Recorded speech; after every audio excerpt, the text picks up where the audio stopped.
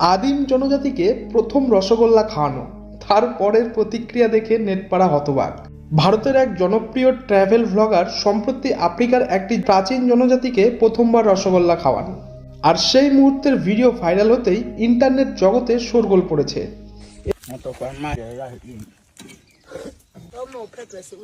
এই হৃদয়গ্রাহী ভিডিওটি দেখে অসংখ্য ভারতীয় নিজেদের আবেগ প্রকাশ করেছে। ইনস্টাগ্রাম অ্যাকাউন্ট রোমিং ভিনুতে এই ভিডিওটি শেয়ার করেছেন ভ্লগার বিনোদ কুমার।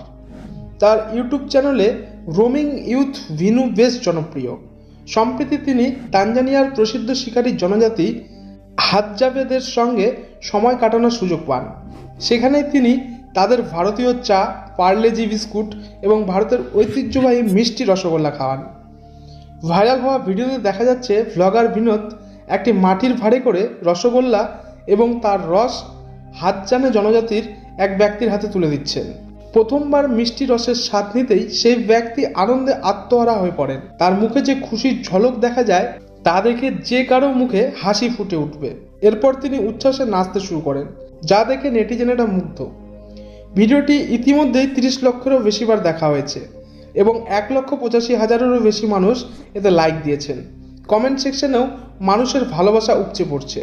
একজন ব্যবহারকারী লিখেছেন, রসগোল্লার রস পেতেই মানুষটা বাচ্চাদের মতো লাফাতে শুরু করলো। আরেকজন মন্তব্য করেছেন, ছোটবেলায় যখন দুধের গুঁড়ো চুরি করে খেতাম তখন আমরাও এমন আনন্দ পেতাম। এক রসিক মন্তব্যকারী লিখেছেন, একবার হজমোলা খাওয়ান, তারপর দেখুন প্রতিক্রিয়া কেমন হয়। এক ব্যক্তি লিখেছে, দাদা ওদের একবার উচ্ছের রস খাওয়ান, দেখুন ওদের কেমন লাগে।